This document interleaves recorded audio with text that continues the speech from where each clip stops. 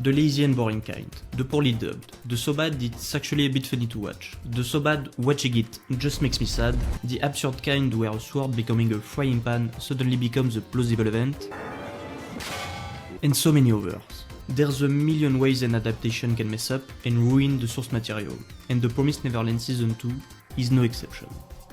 But you already know that, right? If you watched it, it's obvious something went wrong with this season. You can't miss it, and clearly I'm not the first one to talk about it.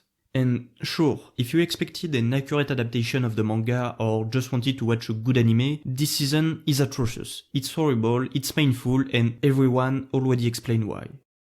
However, I don't want people to remember this season as just another horrible adaptation. That's just wrong. This season is amazing. It's easily the most interesting and entertaining bad manga adaptation I have ever seen in my life, and you need to see and remember it as what it truly is, a masterpiece of confusion. But obviously with a title like that, you can guess it's going to be a bit weird to explain my point. So to fully understand what I mean, I first need to give you some context surrounding the expectations around the adaptation, by taking a quick look at the original source material, the manga. And I'll do that without any huge spoilers that's not included in the anime, so don't worry too much about that. If the manga has one strength, it's definitely its opening arc. You follow the story of Emma, a girl living in an orphanage where she, the other orphans and a caring mother share a close family bond together. Until one day, Emma and another kid, Norman, discover that when a kid gets adopted, well, that's not exactly by humans. The orphanage is just a facade for a human meat farm, and their mother is well aware of that fact. From that point on, Emma and Norman need to come up with a plan. In order to survive, they will need to be smart and careful.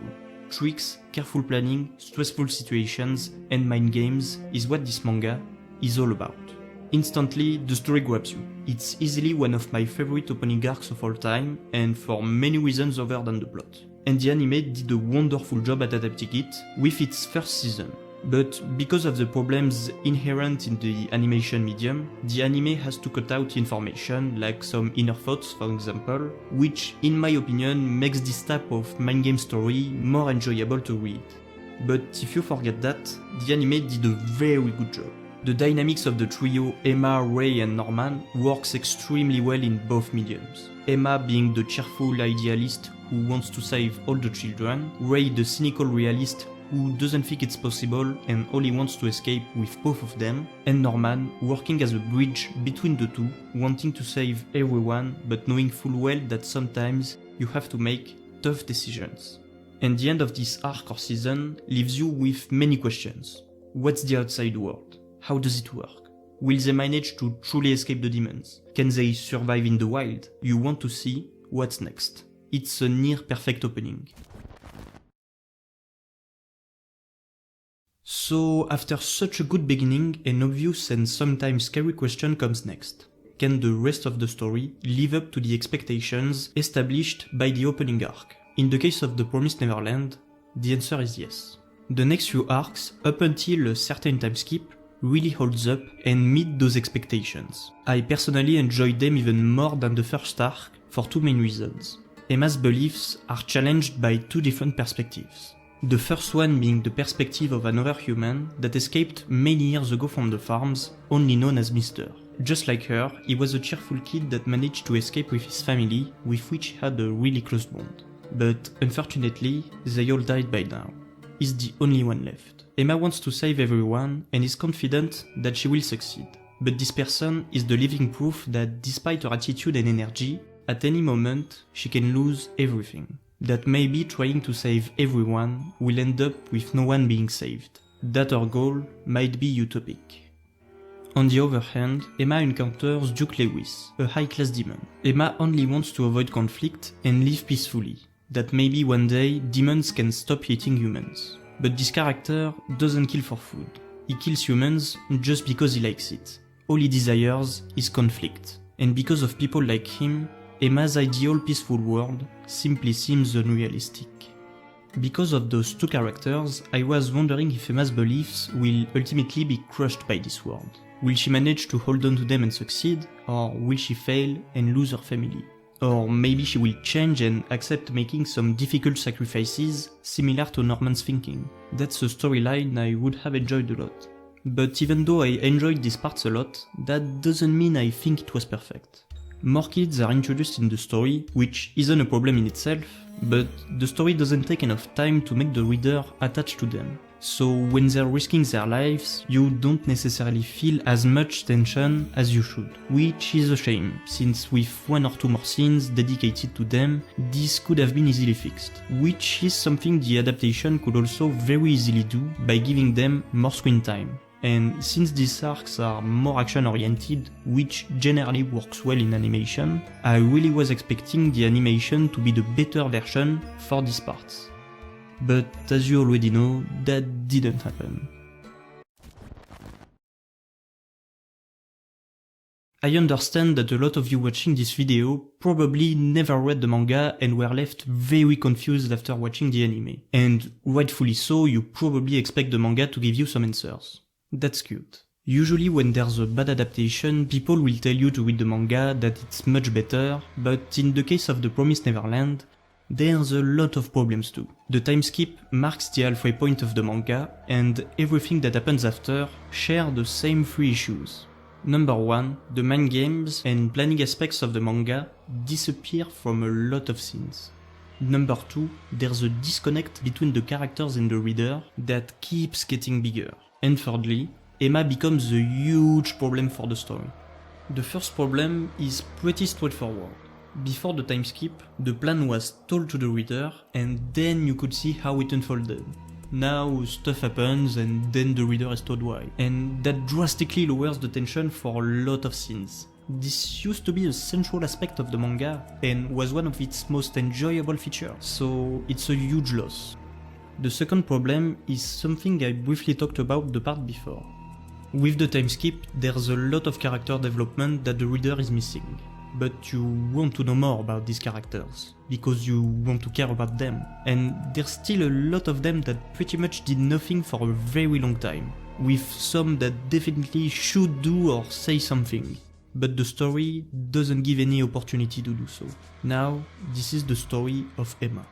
And that's really disappointing. To give you an example, a character shortly dies after the time skip. This character changed a lot during that time. They adapted to a new life, probably made some important life decisions, but the manga barely gives you a glimpse of what this character has become. All things I would have loved to see. After the time skip, I just didn't feel close to these characters anymore. Also, some characters will mention some events to justify their decisions and opinions, but the problem is they don't show these events. They don't make the reader feel what the character is going through, so once again, you feel even more disconnected. And last, but definitely not least, the third problem. Sometime a bit after the time skip, Emma becomes a Marisu. And that pretty much ruins all the tension and suspense in every scene. Emma is able to convince everyone with no real difficulties, nobody and nothing challenges her ideals or decisions. There's some characters that could and probably should be against Emma, or at the very least should have something to say, but they all change their mind the moment Emma speaks, or they just get killed off so there's no complication. The plot is now set on easy mode. Everything goes according to Emma's utopia, and nothing is going to stop that. And because of those problems, I just didn't care anymore. I didn't feel engaged by the characters' plans, I didn't feel a connection to the characters anymore. I was expecting something to come up last second to save the day at every obstacle. The Promised Neverland ultimately lost me. But the core storyline is not garbage at all. I actually liked where the plot was going for a lot of parts, and if the problems I mentioned were not as relevant, I would have probably enjoyed the second half a lot more. Plus, it's not like these problems are that difficult to correct. A few changes here and there could seriously do the job, or at least make the story a bit more engaging to follow. And these changes are things an anime adaptation is once again very capable of doing. It's not that far-fetched to think the creative minds behind the anime adaptation could listen to feedback and make some changes to the story. What's more, the manga did many months ago, and if the anime had followed the manga like it did for the first season, they would still have a lot of time to get to the worst parts of the manga. So even if none of that happens, at the very least, we would still have one entertaining season. And we did. We had an incredible and unbelievable season for sure. A season that is unlike any other. So let's not waste any more time and get straight to the point. Why is The Promised Neverland Season 2 so fascinating? First of all, this season is the last one of the show. 12 episodes of 20 minutes, and after that, the story must be over. That's impossible. The first season of the show doesn't even include a quarter of the manga, so it could have very easily gone on for 4 seasons, but it didn't. So right off the bat, you don't know what to expect from this season. Maybe they will stop in the middle of the story, or maybe they will do their own thing, who knows. But before we start, quick disclaimer, despite the fact that there are only 12 episodes, those episodes are really different from one another, so they will be separated in 4 distinct groups. The first 2 episodes of the second season are good. They're actually a pretty accurate adaptation of the manga. A lot of minor elements are cut from the story, but the core storyline is the same. There's some deviations from the manga here and there. For example, they don't mention how some of the low quality farms are treating humans. So overall the story progresses much quicker than in the manga, but nothing of real value is lost. However, there's one precise thing that's missing from the adaptation. A sentence that Mojika says to Emma when they're parting ways. And this sentence is basically the starter of a very important plotline of the manga. And once again, I think that's a good move from the adaptation. If you're not able to fit every element of the story in one season, don't try to force everything in it, and use your time wisely. That way you can explore precise parts of the manga more thoroughly, and make the adaptation interesting to follow for manga readers, without making the story too confusing for anime-only viewers. That's a good idea, and other than that, the music is on point, the animation is correct, the story is enjoyable, it's a good adaptation. I was not expecting that. I was told this season was a complete disaster, but that's not what you have here. Those 2 episodes have potential, and looking back at them after watching the whole season feels a bit strange. Did they first plan to adapt the whole season the same way they did with those episodes, and changed everything after? Or was the season always imagined to be this way? I have no idea, and we probably won't be able to accurately know what happened behind the scenes for a long time. I know those episodes ultimately doesn't matter much, and that they're a bit forgettable in comparison to the rest, but just the fact that they are this way is interesting. Because if they just did this for the whole season, nobody would have said a thing. And clearly it shows they were capable of doing a proper adaptation. So why didn't they just do that? Well, the next part gives some answers to that. The first half of episode 3 is completely normal. The anime does a good job at adapting the story, the orphans get out of the forest, Sonju reminds the viewer that you should stay careful with demons, and the group finds the bunker, just like in the manga.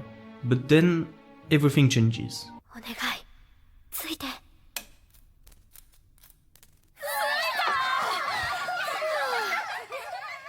誰も住んでなさそうだね。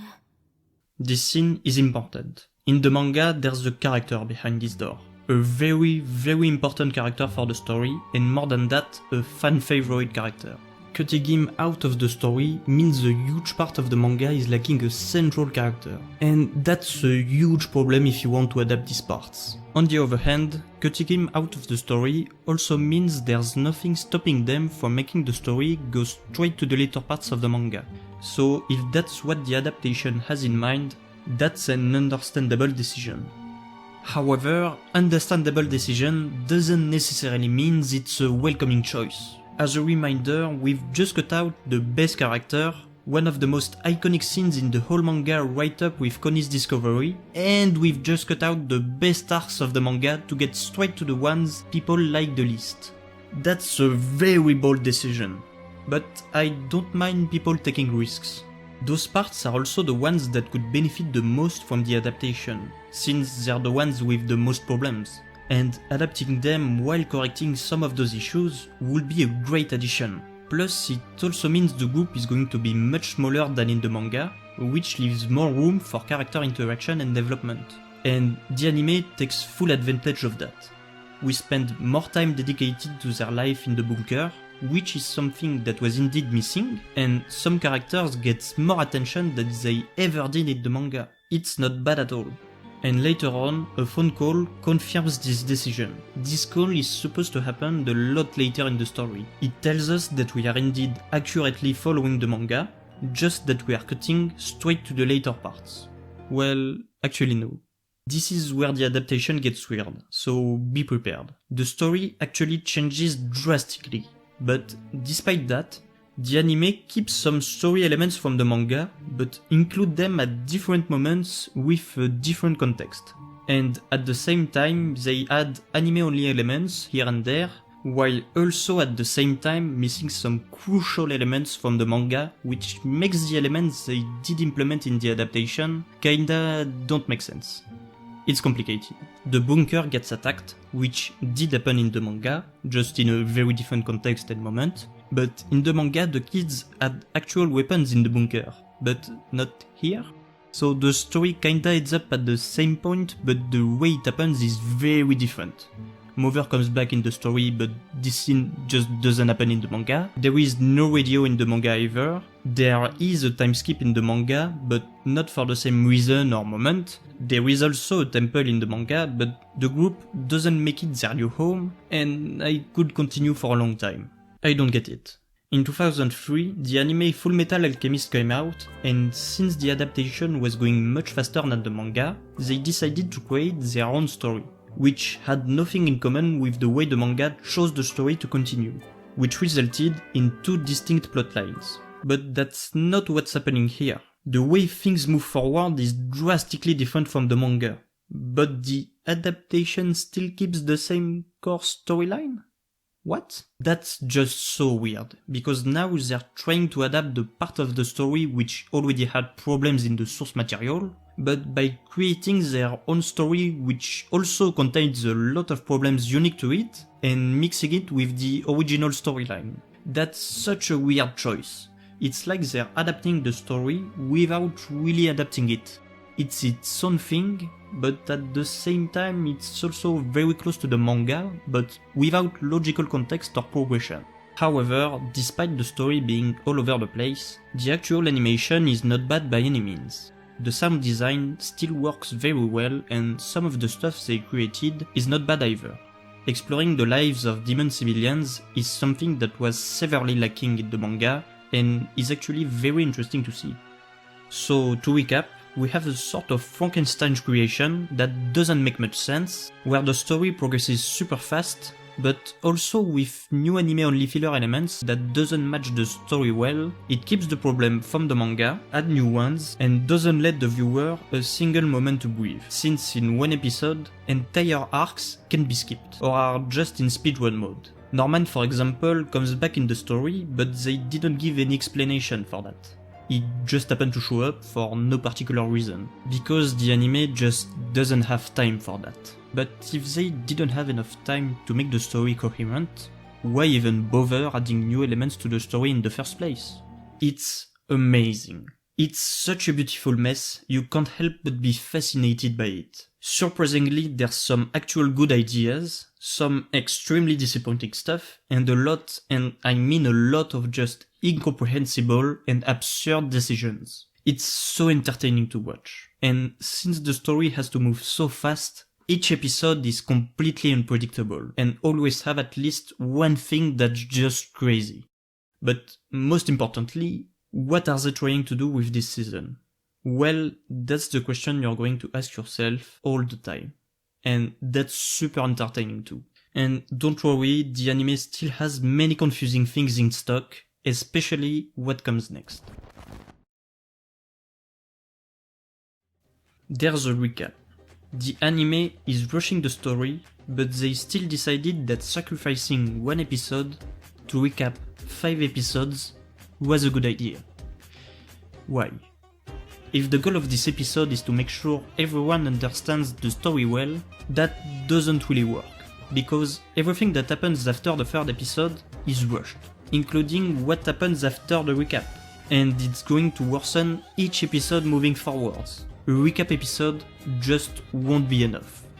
But that doesn't really matter, because the only plausible reason that I can think of is budget.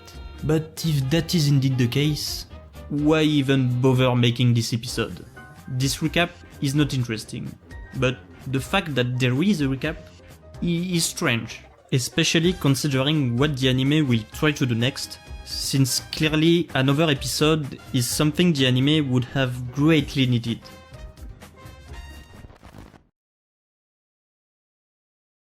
This part of the season is what made me realize what the adaptation was going for.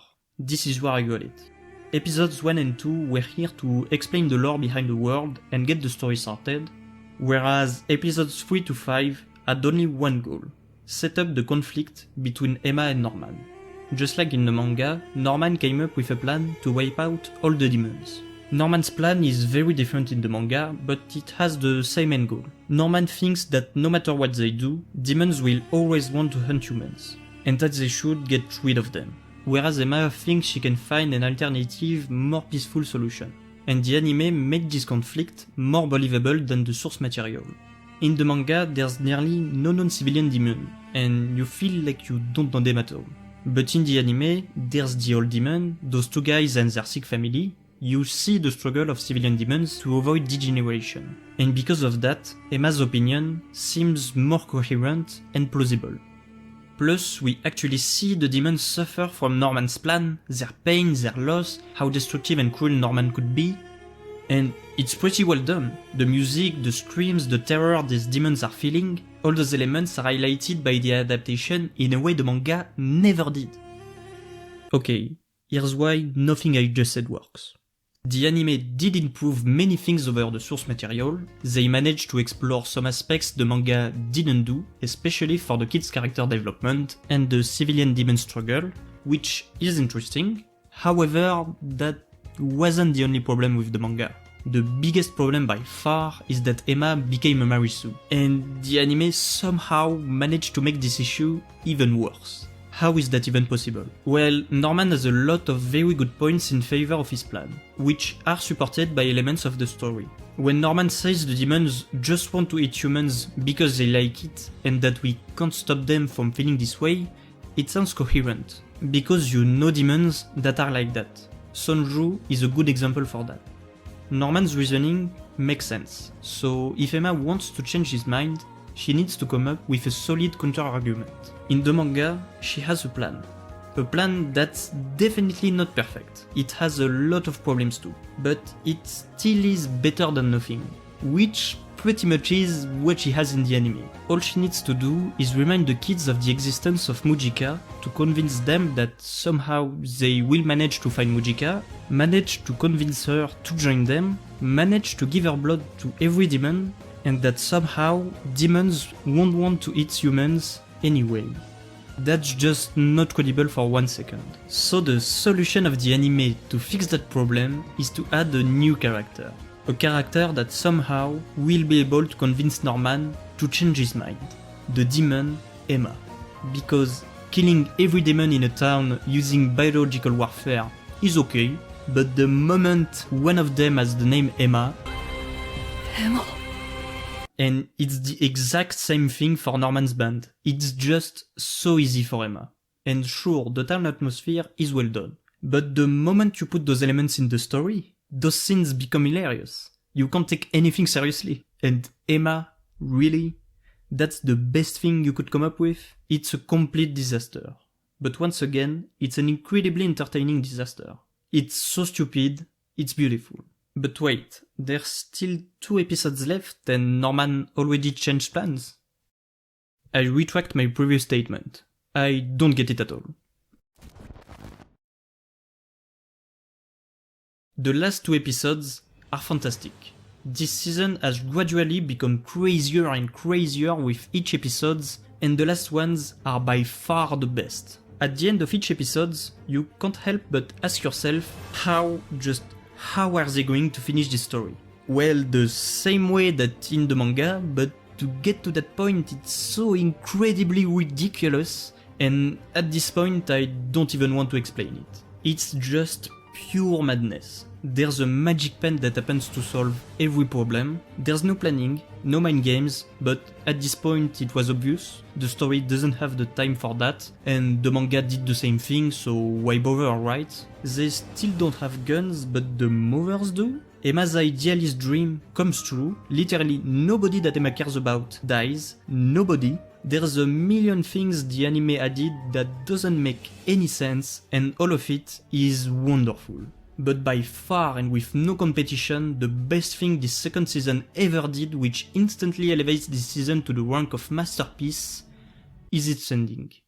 It's literally a PowerPoint presentation of what they were supposed to do before in the manga. They actually managed to fit every storyline in one season, but they put everything in the wrong order. It's the best thing I've ever seen, and I don't understand how people can dislike this. It's such an entertaining season, and it ended with a climax of absurdity which, by the way, is 1,000 times more interesting than the anticlimactic ending of the manga. This season is a wonderful mess. It's so strange and captivating, and is clearly worth your time. It's a concentrate of pure chaos and madness. Just the act of trying to make sense of it is addicting. There's some actually good ideas in there. The story goes so fast, it's unbelievable. Each episode puts everything back into question, and I made a video about it. I had time to think about what happened, but I still have no concrete idea of what they were trying to do. It's just so insane. And this insanity is not something you can easily find. This season provides an experience you won't get anywhere else. And clearly, it's not something you should sleep on. Do you realize how hard it is to create something like this voluntarily? Extremely hard. This season is special. This season should not be forgotten. And I hope more people will watch and appreciate it as the masterpiece of confusion it really is.